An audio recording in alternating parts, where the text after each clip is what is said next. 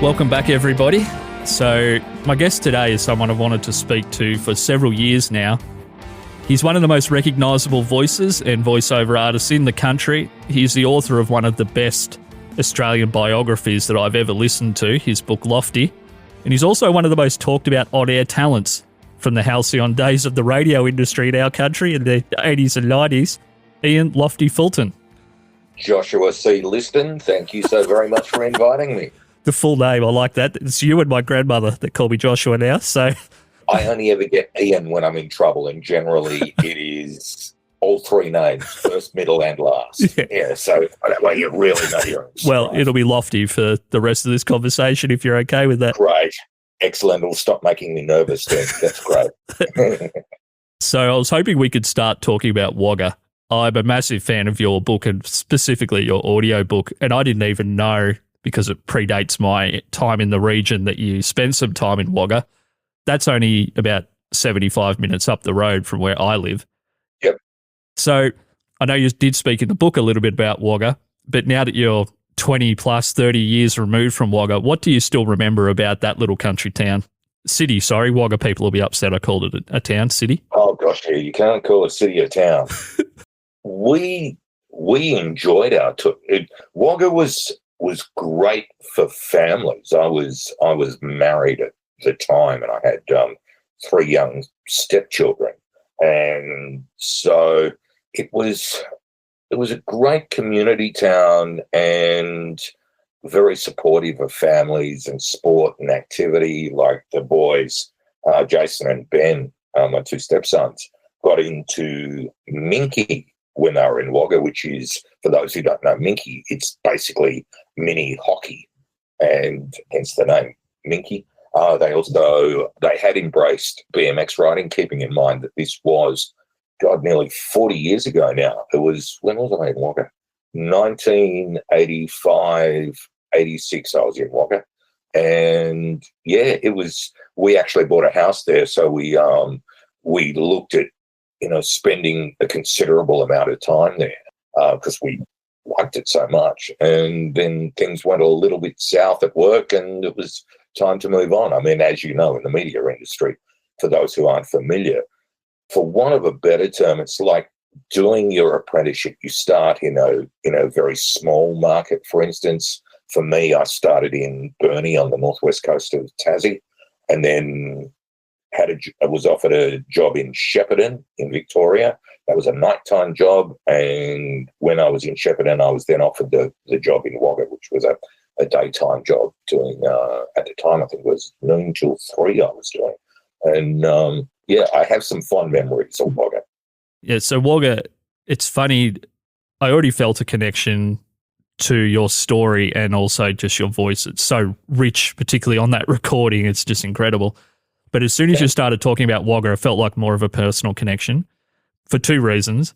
One, it's become the most important city for me in terms of my stand-up comedy development.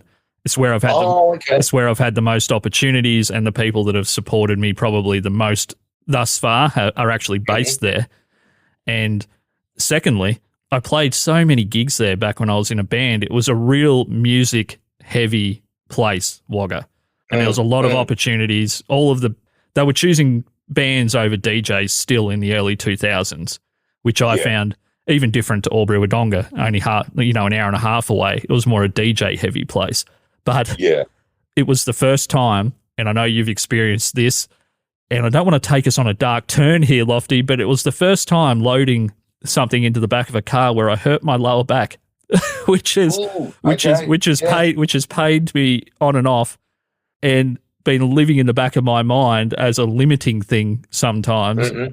Yep. Ever since that day in my early 20s, and it was just I lifted a bass cab up, I hurt myself.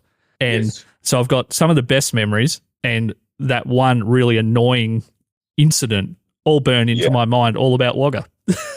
Well, I totally get where you're coming from with that. And having, as you know, without offering too many spoilers on the book, as you know, I've had issues with my back from what you would have read. Yep. And funnily enough, a lot of people say, how did you hurt your back? Yours obviously was lifting something awkwardly or was a little too heavy at the time. But a lot of people, when you talk to them, they'll say, "Oh, well, I bent down to tie up my shoelace." It's something innocuous that they do, and it triggers that memory of what they did to their back, because anyone who's ever hurt their back remembers exactly how, where, and when they did it. Probably even down to the detail of what they were wearing at the time. So, yeah. Yeah, well, mine was I'd probably had one too many Red Bulls and or beers to be lifting anything at 2 o'clock in the morning. So, yeah, that would do it. Yeah. That would do it, yeah. A bit of false bravado always goes a long way towards hurting your back, yeah. It definitely does. So where I kind of was going with that was, it's one of those little things that when I really think about, just say I'm thinking about traveling somewhere, and one example is I was thinking about one day going to New Zealand and doing some of the adventure tourism stuff. Yep. And my first thought was, because that's always living there in the back of my mind, is, oh, what if I hurt my back and then I have a miserable trip, or I can't get to a chiropractor, or I don't have my guy over there that can give me the correction.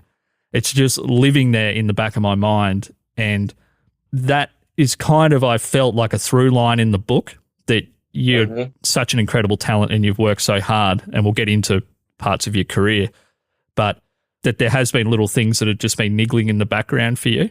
And for sure. I was just hoping maybe we could talk about a few of those and then move into your broader career. So, yeah, sure.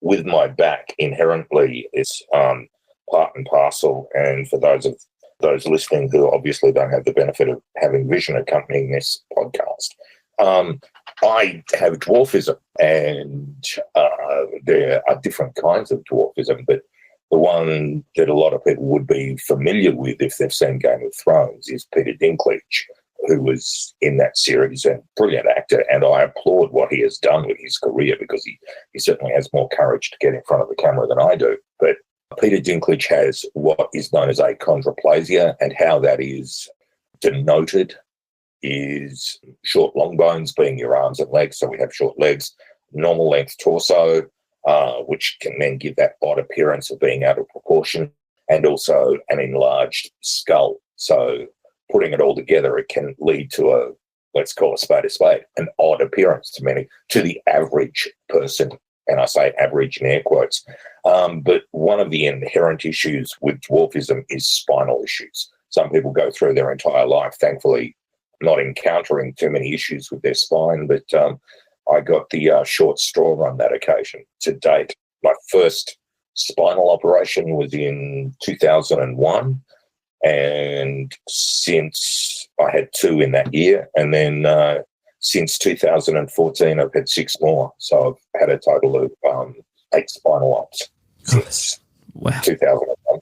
So basically, and there's really not a lot more that they can do, but what it comes down to is the spinal canal, which accommodates your spinal cord. So, for instance, with you, Josh, let's just use an example that people would be familiar with, and I'm using the Australian currency. Sorry for those who may be listening to this overseas.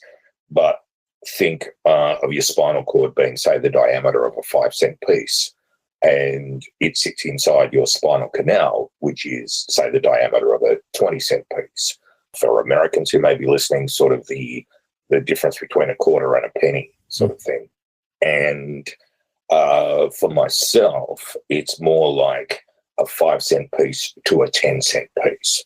And to the Americans who might be listening, a nickel to a dime, that kind of ratio. So there's a lot less room around the outside of the spinal cord, which has that fluid to buffer it and protect it. So it's easy for that's the easiest way I can explain it, but it's quite easy for the nerves to become aggravated with so little room to move. And unfortunately, it got that way on 8 occasions where it required surgery to correct it. Otherwise, I was going to be living with reasonably severe pain. Wow. Well, thank you for sharing that. And that gives some context onto parts of the book where the back issues, and I don't want to dwell on that too much today, Lofty, but they were kind of like this little monster that would rear its head sometimes at the absolute worst possible time, particularly if you felt like things were starting to really trend up for you personally or in your career. But I've read the book now through 3 times or listened to it. Oh my God. And thank you for doing that. I do minimum 2 for a book I love, but if it's more than that, I'll try to do 3 or more. And I hear different things every time. And so you've listened to the audiobook, but you've got a physical copy of the book as well, don't just you? the audio. Yeah. So just the audiobook at the moment. Yeah, so I didn't realize it was that many actual operations that you were going through, or that many acute circumstances with the back. Well, at the time of release of the book, which was just before COVID, so 2019, the sum total of operations at that point in time was 6. So there had been 2 more since the book came out. Wow. Now that we've gone full depth into the back stuff, I'm going to move us away from that and maybe into something a little more positive.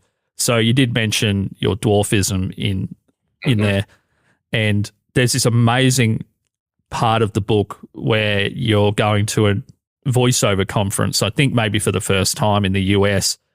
And in the book you use the phrase, and it happens quite often, you meet people and they're surprised by, quote, someone so short sounding so tall. And I had to stop and type that into my phone because there was parts of the book leading up to that where that had seemed like something maybe you didn't have the language to explain.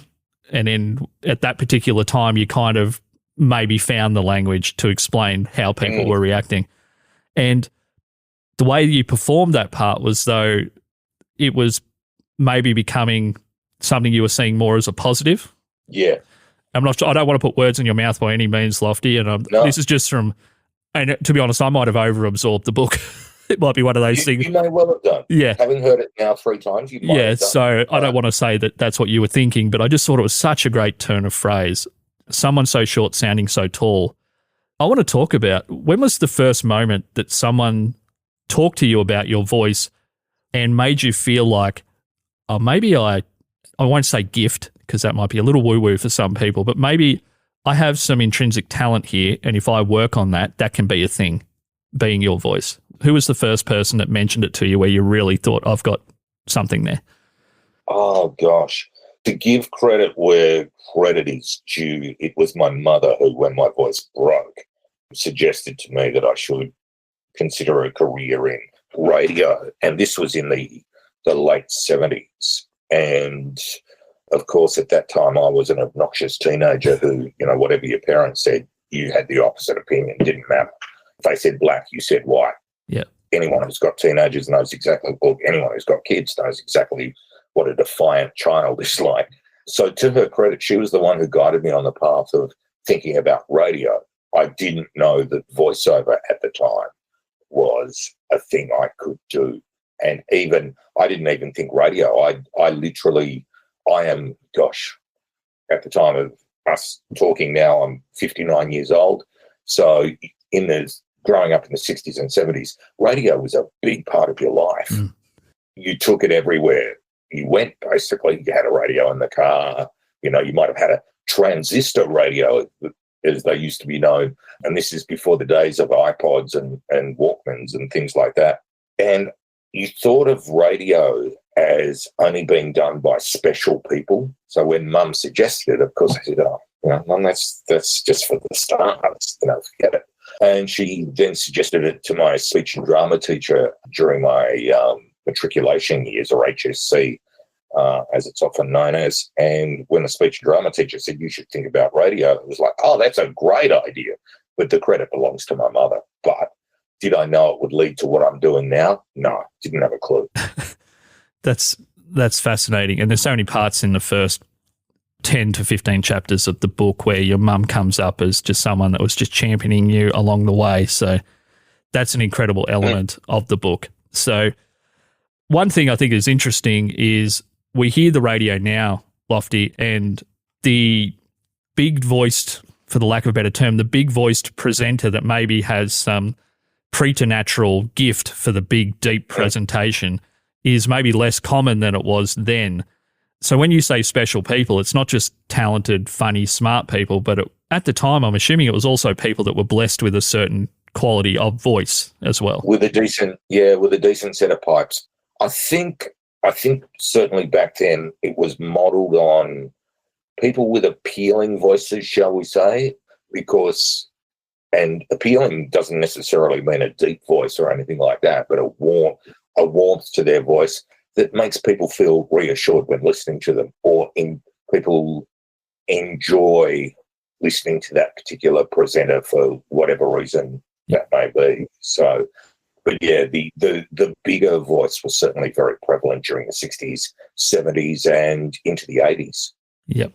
So, talking about appealing voices, last night I drove from Albury to Falls Creek up the mountain to host a trivia night. So I'm not sure if Lofty knows how far that is. It's about a 2-hour drive. It's a pretty hectic drive from Mount Beauty up to Falls Creek, which is through the Alpine. Yep. And you were that voice last night. And to be honest, there's some audiobooks that I could have been listening to where the person may have been gifted with that big presenter style audio narration voice, that it would have been dangerous for me to be listening to them driving, because they would have put me to sleep. You might have fallen asleep. Yeah, exactly.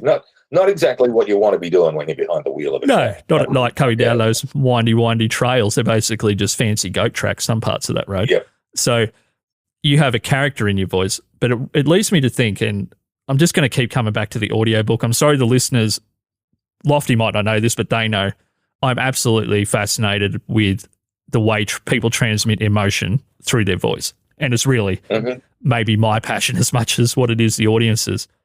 How did you approach retelling those stories in the audio book, given you're the only person in the world that kind of already knows how they all end?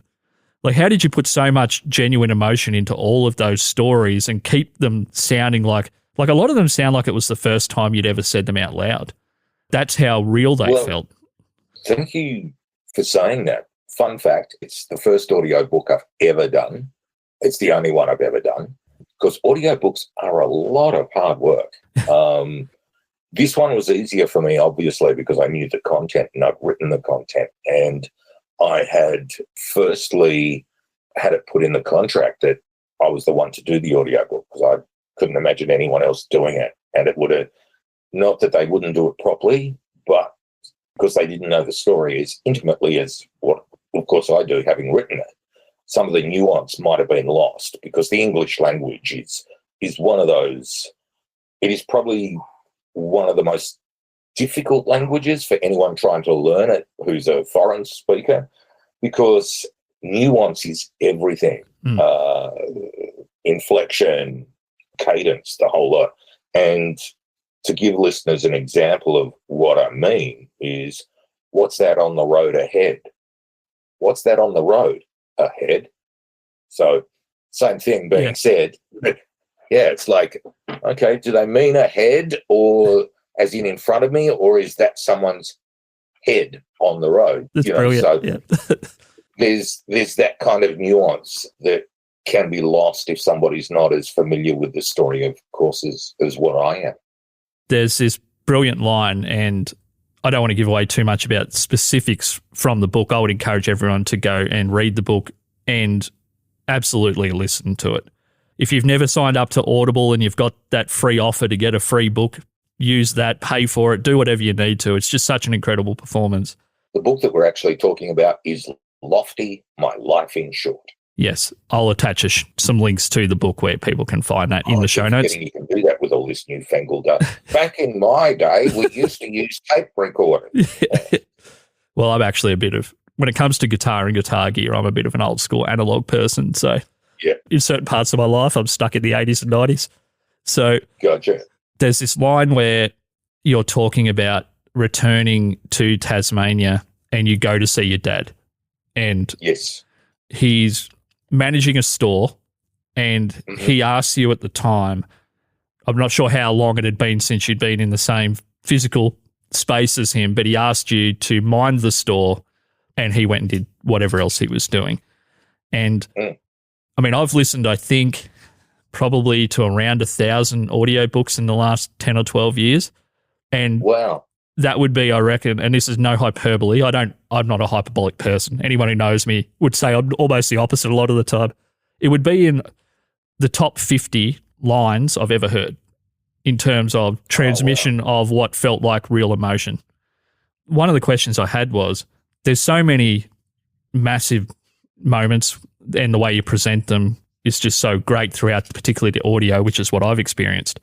What is it that people tell you about from the book? Because you have your own impressions of the stories, but what do people come back to you and tell you about? People will often share with me that they too have had a battle with mental health, which has also been a big part of my life. I've received several emails from people that both I do and don't know who have taken the time to read or listen to the book and then felt compelled to sit down and write me a note what they felt about the book, both good and bad, obviously. To give you an example, we, as you know, Josh, in the book we also talk about bullying, which is, I endured quite a bit of that in my school days and also at times in the workplace. And there was, in particular, a Japanese lady who wrote to me. She's now living here in Australia. She married an Australian. So she has moved from a very distinct type of culture into our culture, which is almost totally the opposite of what she's used to. And she particularly wrote in this email what she felt in particular was when she was experiencing some bullying at work. And she said this in the email. I said to myself, what would Lofty do? And to know that you've had that effect on somebody and they have taken the time to share that with you is just, it's a feeling I can't quite describe. I can't quite articulate it, but it's very heartwarming. I have the pleasure, and I think I consider it an honour to have been volunteering for a mental health podcast that I produce here in the studio where I'm sitting. And some of the feedback that show gets behind the scenes when the guys do share that with me, hey, we heard from a person and they said this. And it can be all different kinds of people from myriad backgrounds and places in life and different age groups. And a lot of the time it feels to me that it's the first time that person's ever been truly seen was listening to that particular show. And one moment for me was last night, particularly because my dad is over 80 years old now and he's always been quite stoic and not 100%, I guess, involved in the day-to-day of my life. He's always been there for me 100%. But it made me think, oh, well, I've got a bit of a gratitude problem because I don't think that I've really realised just how great it is to have a version of a really positive relationship with my dad. Like it might not be like some of my friends, like my best friend, he's Uruguayan and his parents are loving and hugging, like they basically are puking love all over each other for the lack of a better term. My dad's much more reserved. But that was one thing about the book that I've taken away even just within the last 24 hours. And I guess that's me now sharing that with you as my thing. I felt seen, but in a different way, that I actually needed to look back at myself because of your book. Wow. Thank you. That's really quite profound. And I appreciate you sharing that. It's and that's why I encourage people to read, but also reread things, because that wasn't evident to me, Lofty, the first and second time. Wow. It's funny you should say that because, it's I'll often listen to something that I thought I was familiar with and I'm listening to it again and it's like, wow, that's the first time I actually noticed that. Yeah. So you're quite right. It can take 2 or 3 times for you to fully absorb the content or the nuances of the content. Yep. So there's probably a lot of people out there that are listening to this, and I know some of them are definitely listening, that are people that are in the audio space, because I'm pretty heavily involved in the podcast production and hosting shows. And what's the crossover point between, say, your radio career and voiceover? And what are the differences between those two types of things? And I know at one point you were on the launch of CFM. Is that correct? Which is that to be held up in the top 5 biggest and best radio launches in Australia. It's still talked about throughout. Everyone I know in radio talks about that. Wow. And here we are, some 30 plus years down the track. Yeah, at the time it was March 1989. And just to backtrack on how I arrived at that particular point, it was no more than 3 months prior to the launch of that radio station that I was at another radio station where I was being bullied. And it was I was being bullied by management, basically. And it was a horrible, horrible time in my career. And to the point where I actually considered leaving radio altogether, as in I felt that broken and had been made to think that I was that worthless of a contribution to the industry. I remember during this particular tirade from the manager who, along with the program director at the time, decided that it would be a great idea to give me a pep talk as they saw it from a demo that I had to record for a sister station as to if they got this dreadful change of format that we had endured, this is what it was going to sound like. And for those in the audio space, they'll understand this, but for those who are not involved in the audio space, I did it in what was then called the off-air studio or the spare studio, studio number 2. It was the studio you went to if you had to, if something went wrong with the on-air studio itself. And this studio had not seen the touch of a technician for goodness knows how long. And so it wasn't calibrated in any way. And CDs were just starting to be used in the radio space. So this is mid to late 1980s. And commercial CD machines weren't available then. So they were using domestic machines, which is, use anything domestically in a commercial space, it's not going to last. So the only thing I could actually set my level on and consistently, was my mic level. And one of the songs I had to play on this demo for the sister station was Tracy Chapman's Fast Car. And for anyone who's familiar with the song, it's a really, really quiet song when it starts. It's just this instrumental acoustic guitar. Josh, you could speak to that more than I can. I can't play an instrument. And the masters of music then weren't getting crushed, so they're all hitting negative 0.5 dB back in the day either. Yeah, exactly. So the meter was barely moving with this recording. So I got dragged into the manager's office and basically told, sorry, did you say you won't swear? I don't really mind. I don't swear that much on mic, but you could say whatever you like, mate, if you feel it's appropriate. Well, to put it in context, this is the pep talk that I had from the manager. Whilst into his office, the program director sat in the chair next to me, and which was basically between the door and the office. So there was no escape route, so to speak. It was like being taken into the headmaster's office as a child in school. And so they sat me down and they said, okay, the manager went, we've learnt one thing from your demo tape. You'll never get a job at an FM station. Your fucking panelling is atrocious. Oh, God. And you sit on air playing with your voice. Who do you think you are, Jim Pilgrim? And it's like, you don't relate to women. We're fucking targeting a 28 to 35-year-old woman here. And I was married to one at the time, and she hated the station because it was just a dreadful format. And your production's fucked. Who do you think you are, Jim Pilgrim? For people listening who are not involved in this industry, Jim Pilgrim, the late Jim Pilgrim in Brisbane, was a well-renowned voiceover talent. And he was also on air at this particular radio station. And I thought, here's me, already anxious and apologising for my existence, thinking, no, of course I don't think I'm fucking Jim Pilgrim, blah, blah, blah, like all of this. Yeah. And I was just like the latest in a long line of succession of abuse that I'd had from these guys. And I said, well, am I doing anything right? And he said, you keep turning up for work each day, keep doing that. And that was it. The diatribe was over. I was dismissed. So I went into the on-air studio to use the phone, rang my wife at the time and said, look, this is the latest of what's been going on.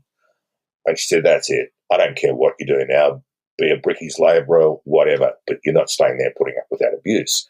So and there is a point to this story that I'll tell you about. I then rang Jim Johnston, who was at 4BH at the time, and I'd worked with him at this station before it had changed format. And I just said, Jim, this is what's going on. And he said, look, sit tight, we'll have you out of there in 24 hours. And he rang me back and he said, okay, this is the name of the station manager. He's expecting a call. I've told him what's going on. We've got mid-dawns up for grabs here and, a couple of other things. So let's give him a call. He's waiting to hear from you. And, of course, you've got to be careful as to what you say to a prospective employer. You can't go bagging too much the place that you're at. But he asked me the question. He said, so what do you think the issue is? I said, I really don't know. I said, I just can't do anything right, whether it's a clash of personalities or whatever. So I said, oh, well, look, come on over to us.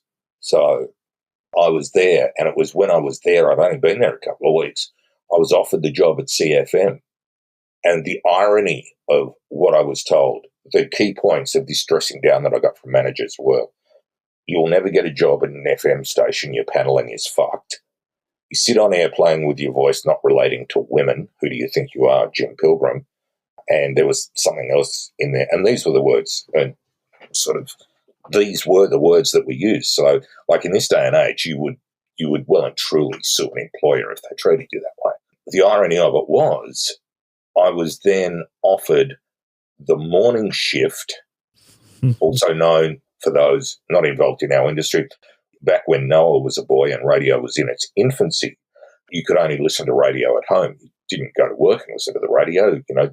The father had a job to do. So the father left for the day for work, and the dutiful housewife stayed at home taking care of domestic duties whilst listening to the radio.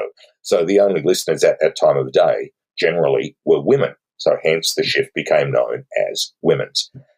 And so I got a phone call saying, starting a brand new FM station on the Gold Coast, heard some of your production, would like to work with you on that, and also would like to offer you the women's shift.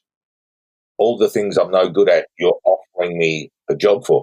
And the beauty, Josh, of this was that at the time when CFM started, and there was so much buzz around it, like it launched with a concert, an in-studio concert with Jimmy Barnes, Johnny Diesel, luminaries of the rock and roll, the Australian rock and roll industry, and being broadcast around. That was how the radio station launched, with a concert from these guys. And it was so to be standing in the other studio, and as you know, studios are often connected by rather large windows, just to be standing there watching Jimmy Barnes and Johnny Diesel and John Stevens from Noiseworks perform, and it was just mind-blowing. And the buzz around the station was phenomenal. It was a huge part of the community down there. And like you say, the launch is still talked about to this day. And the beauty of it was, I knew that at the studios in Auchenflower in Brisbane, they could hear CFM booming in. They had sort of like, they tune into it. It's like, yeah, so I'll never get a job at an FM station, huh? Sit on here playing with my voice. Who do I think I am? Jim Pilgrim? Here I am doing women's. And guess what? I got hired because of my production. So I suppose also the moral of that story is just keep in mind that people's opinions are like anuses. Everybody's got one, but you won't necessarily want to hear from them.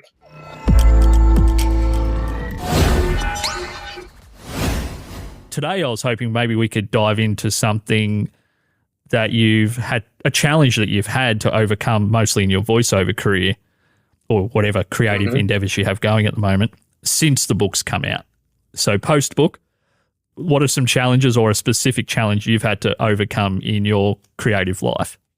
Well, it's still a challenge for me, and I would say I haven't overcome it, but it is a dream of mine to do movie trailers in the US market. I've always loved movie trailers growing up, back in the days when the TV was a beautiful piece of furniture that sat in the corner of the lounge room, not something you could take portably with you on any screen that you have at your disposal. So during the ad breaks was the time that you might go out to the kitchen and get a drink, or go to the bathroom or whatever. But when you were out of the room, if you heard that big American voice of Don LaFontaine and his compatriots going, "In a world," you knew that it was about a movie. So I'd, of course, come running in to see what it was all about. But they have always held a fascination for me. But as I sit here at the moment, I self-sabotage myself a lot on the American accent. I have. So two things. One, I want to know, what do you mean by self-sabotage yourself on the accent? In the sense of I haven't mastered the accent. There's a block there for me that I'm not sure how to get around confidence-wise to maintain it. Okay. To maintain the confidence and put into practice what I know. So the self-sabotaging is that voice inside your head that might be going, what do you think you're doing? You're no good at this, blah, blah, blah, blah, blah. You know, the inner critic that many of us are familiar with. So that's a challenge I'm still yet to fully overcome, because I would love to work on a regular basis in the American market. And just before my second part of the question that comes up, is that critic busy both before you even start recording with the American accent, and or if you're doing it well, is it still there telling you that, oh, this is going great, this is going to come to an abrupt end here, you can't keep smashing it like this? Yeah, you can't keep smashing it like this. It's, you know, who do you think you're fooling, sort of thing. And Josh, you know, as a performer, both, well, in all the ilks of performance that you do, whether it be music, comedy, whatever the case may be, there are nights when you're on it, like your nights, days, whichever the case may be, that the performance is, say, faultless and easy. And there are days when it's a real grind. You're just not feeling it. If I start out with that lack of confidence, it becomes a grind. Okay. It's just a lack of confidence in my own ability, basically. Like, it can happen any time, even when you think you're going well. Yeah, this is going well. And then the other voice on the other shoulder goes, is it? Is it really going that well? Are you sure? And then the self-doubt creeps in. And it can be crippling. The anxiety can be crippling. You are, from what I can gather in the book, you're much better at surrounding yourself with people in your world that are mostly positive. But do you ever get the feedback when you talk about that of, you're the voice of MasterChef, or have been previously, Toyota in Australia, McDonald's, you were a radio host that was well regarded for your on-air and off-air work. You're one of the more recognisable voices in our country. Why isn't that enough, Lofty? Do you ever get that? Like, why is America on this pedestal for you? Why is that the thing when you've already done so much? Or do you actively filter out people like that may have that kind of attitude? No, I don't. And I thank you for acknowledging what I've done up until this point. I really do appreciate it, and you put it into a great perspective. It's just to clarify, it's not that it's not enough as in I am not satisfied, I want more, in the sense of a greed thing. Yeah. That's not what it's about. It's more an itch I can't scratch, if that kind of makes sense. It's something I've always wanted to achieve, and not having achieved it is an itch I haven't scratched, if that kind of makes sense.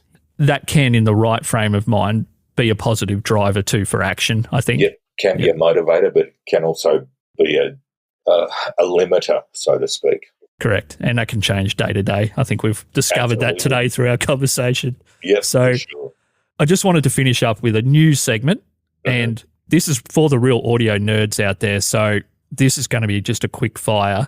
I'm going to call this the Audio Nerd Corner, and I'm just want to 30 seconds on some of the gear that you use, because believe it or not, when I talk to people in the audio world, even though this show's about so much more, they're the questions I get from people. Oh, what mic was he using? Or what was this? Or what was that? And you didn't ask him about this thing. So can I just throw like 5 things at you super quick, Lofty? You certainly can. Go right ahead. Where are you recording? Home studio, and do you have a booth? I have a booth. It's actually a homemade booth. What it is 4 internal doors, hollow core doors lined with audio foam, put together in a square configuration with a roof on it as well. So it's sound protected as opposed to soundproof. We're in a rental property, so we can't make any structural changes, and we're in a fairly quiet environment. It's not a booth that would suit living right next door to a major 6-lane highway with trucks traversing up and down all day. So that's what I use, and it works really well. I've used that for about 17 years now. And what's your current microphone, or do you have a dream mic if it's not that? There's 2 microphones in the booth. One is the Sennheiser NKH416, which is the industry standard around a lot of studios. both commercial studios and also big, muscular kind of sound. Yeah, the Sennheiser is a really great microphone if you are in a slightly noisier environment, because and Josh, you're an audio nerd, I am not. They're hypercardioid from memory. Yeah, what Josh or supercardioid. Yeah. If you think of it like a torchlight, when it goes out, it has a beam. Their beam is confined to not sucking in everything else around it. And also in the booth is a Neumann U87. Now, they are probably the dream mic. Yeah. Well, there's not just voice people out there hearing that. There'll be musicians and vocalists and other artists that are hearing that going, yeah, that is the dream. So the last thing is, and this is more potentially controversial question, are you a Mac guy in your audio work, or are you a Windows person? There is no controversy whatsoever, hands down Mac. I'm happy you said that, because I also feel that way. Yeah, hands down Mac. Whenever the argument comes up, I'm like, wasn't that sorted 10 years ago? I ventured, and not just from the audio side of it, it even predated doing studio stuff. I am, being the old fart that I am not necessarily technologically gifted, either with IT skills or technical skills really at all. I leave that up to people who know. The beauty of Mac, and I was in the Windows world there for a while, primarily because it was a cheaper entry level, but just so many issues. I kind of think of it like this. In Windows, you can erase your entire hard drive, and it tells you after the fact that you've just erased your entire hard drive. Whereas, thankfully, in the Mac world, it says you are about to erase your entire hard drive, losing absolutely everything. Are you sure you want to do that? Yes. Are you doubly sure you want? Just to be certain, before we go ahead and do this, I'm going to ask you one more time. No. How did I even get to this point? Whereas a Windows computer will tell you after you've done it. Yeah. I always say to my PC friends that are always on me about how powerful a PC is for so much less money. And I always say to them, if you can make that as reliable as what I'm using and I can pay half as much, I'd be doing that in 2 seconds. Oh, God, yeah. Look, I don't want to spend thousands. I'd rather spend hundreds. And it's just not there yet. If you can make it a stable platform and virus-free and all of that, go right ahead. So the book, Lofty, My Life in Short, is available all the places you can get books. Go out there, tweet about it, or X about it, whatever you call that now. If you see this on Instagram, obviously if you listen to the whole podcast, let us know. Either let Lofty know or myself or both of us what you felt about today. That would be amazing. And your website, loftyfulton.com. And you can also look up about the book at loftymylifeinshort.com. Excellent. Well, I really appreciate it. I'm sure that everyone who's listening does as well. Thank you so much for your time. I appreciate it, Josh. Again, thank you for asking me to be on here today. Appreciate it. My pleasure. Cheers.